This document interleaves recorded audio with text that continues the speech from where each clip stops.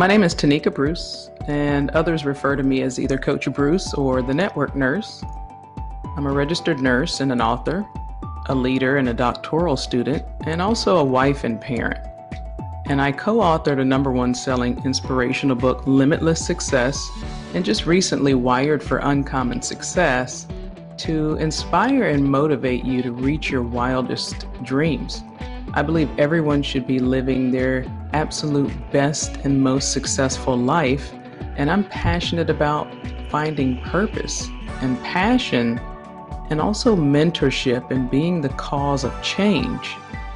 So the aim of this podcast is to discuss nurse X's and O's, from nursing to networking, and show you how my experiences and lessons of sport, leadership, business, adversity, teamwork, and championship success can help nurses and healthcare workers.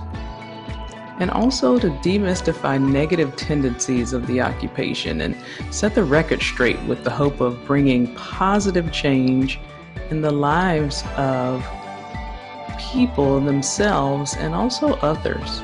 And my main aim is to impact your life through different social platforms, this being one of them.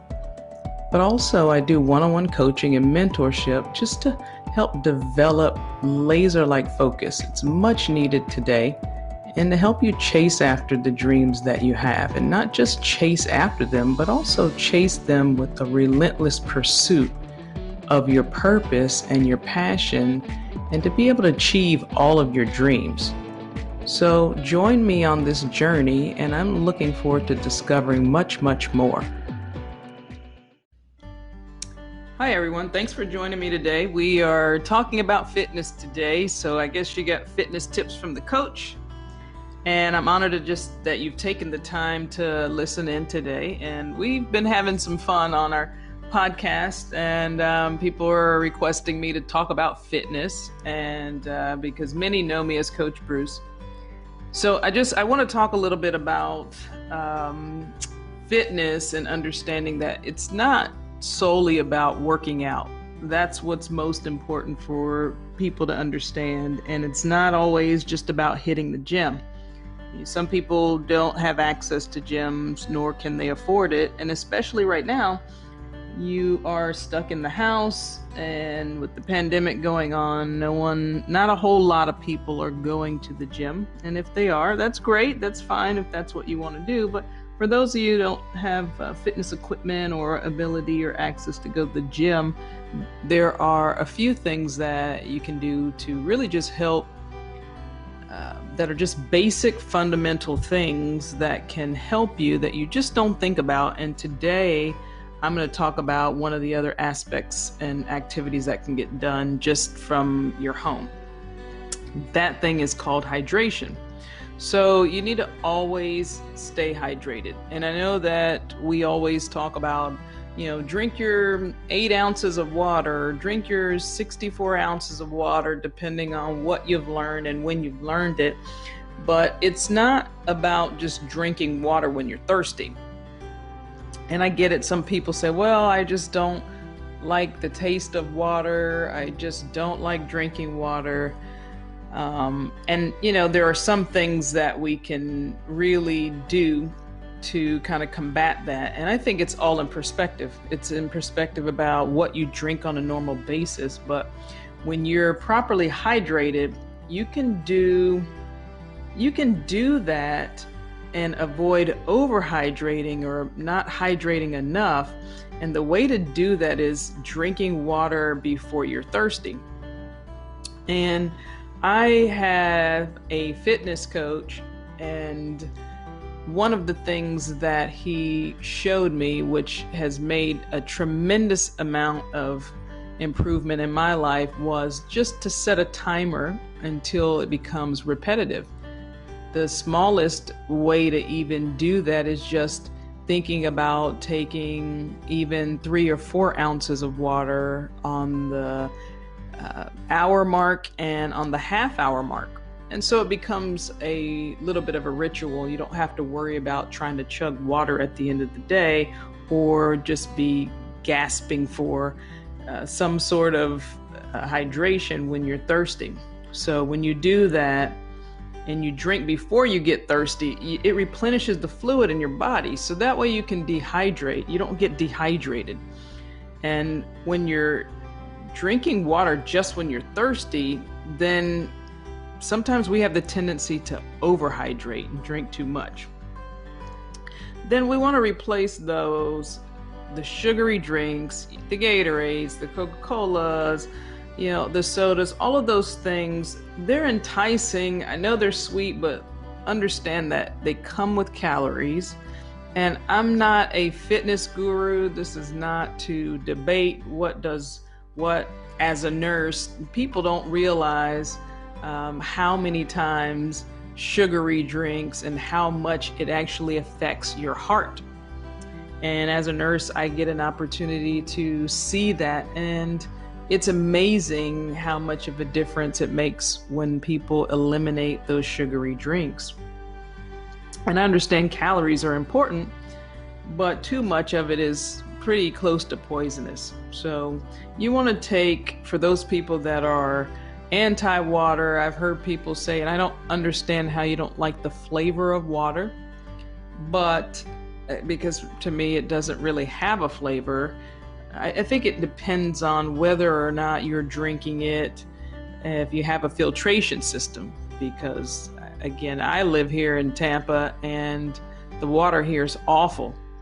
And so we have a total house filtration system, because if not, there's no way in the world. I mean, we'd be drinking water that almost tastes and smells like sulfur. And so it's pretty gross. And I don't know where you live and where you're at, but for the most part, everyone doesn't have a nice water treatment and filtration center in their area.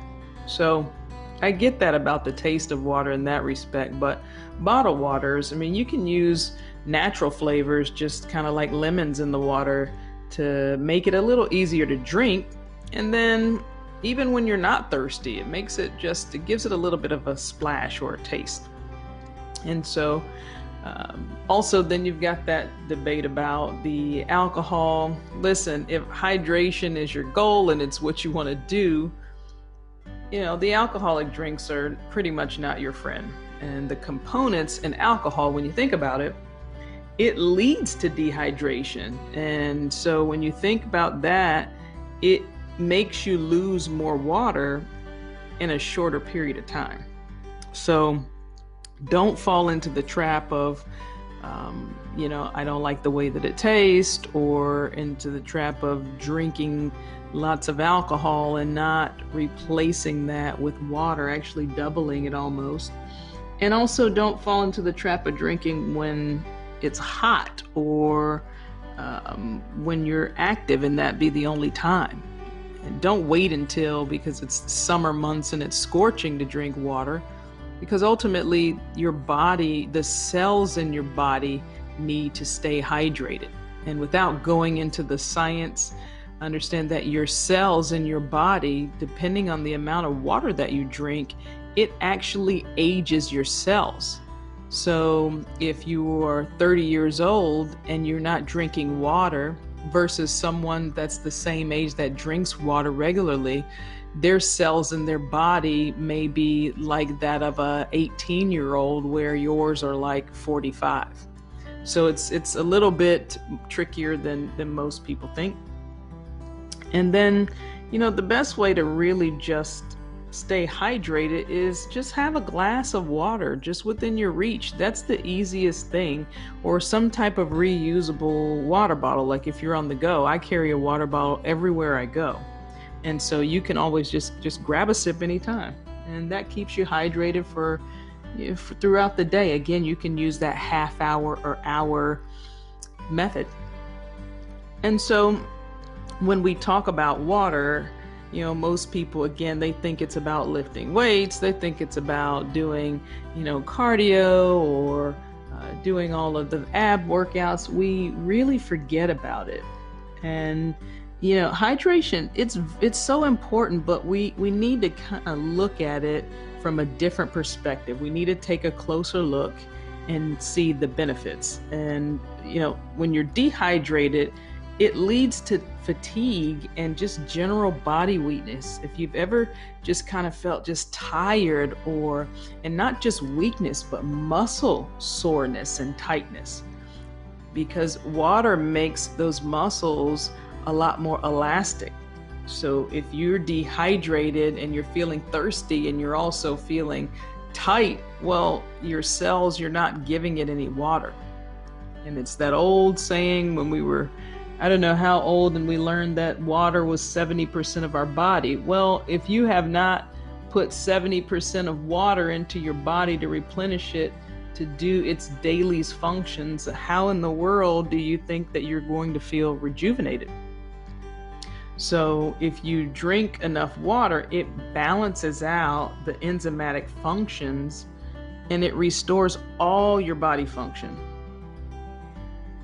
Also, if you really think about water and just hydration and just general, that it helps you avoid just lifestyle type diseases like high blood pressure. When you're dehydrated, your blood becomes thicker. And so when you think about your blood being thick, it's kind of like, I always use this example for my patients. And now we're not talking about fatty foods and things like that right now. I'm just talking about just your blood being thicker. And so if you've got arteries and veins and they're only so big, but yet your blood is thicker, it's kind of like pouring a glass of Kool-Aid. I guess I'm aging myself. And do they even still have Kool-Aid?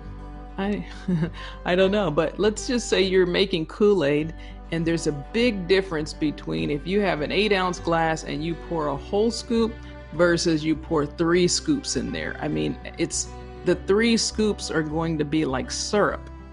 So that means that it's going to, if you relate it to blood, it's going to be a lot thicker going through your arteries and veins. And so it gives you more opportunity and chances to get blood clots or not circulate as much. And then you have more of a resistance to the flow. And it also helps, it reduces the buildup of cholesterol. I mean, think about it. Cholesterol, it's produced to prevent cells from losing water during dehydration. And cholesterol is such a major cause of lifestyle diseases. So when we put those two things together, think about that a little bit. We need to understand that hydration, it's far more beneficial than just fulfilling your thirst or avoiding water because you don't know if it's going to taste good or if I'm going to drink too much. And it's interesting because as a former athlete and coach, that's a big focus on making sure that you stay hydrated, and you're encouraging and you're pumping water in and pumping some type of fluids in.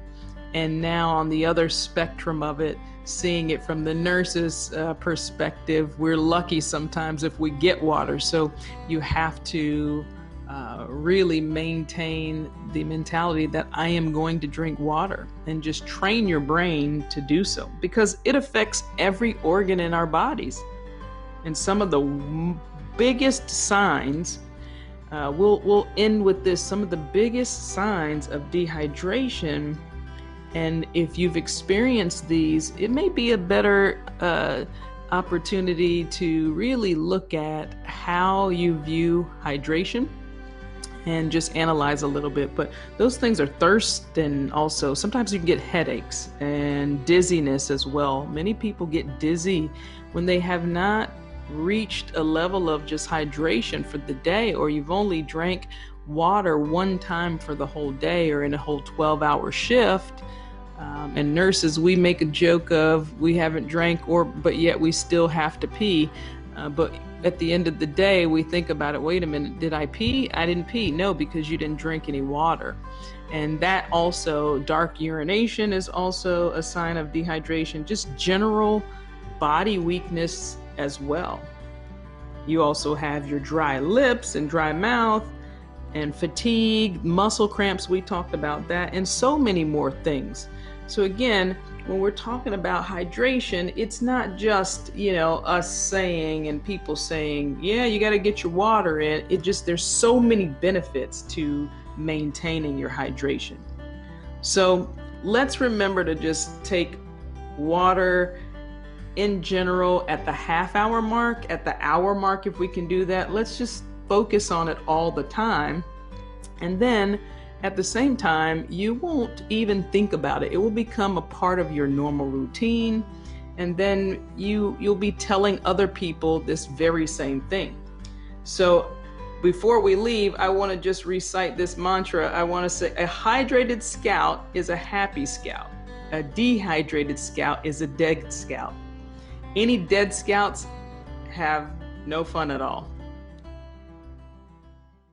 Hopefully you guys liked today's episode. My goal is to be of help to you in making even the slightest change in your life through this podcast. And if that happens, then that's achievement enough for me. And I'd love to hear your thoughts. Make sure you don't forget to subscribe to the podcast. That's very important. And also connect with me on my social media pages. And if you want to know more about me, please visit tonikabruce.com. Now, there's always 3 things that you need to do in between now and the next episode. 1, don't forget to share it with your friends and family. 2, know when the next episode will be. And number 3, win your day.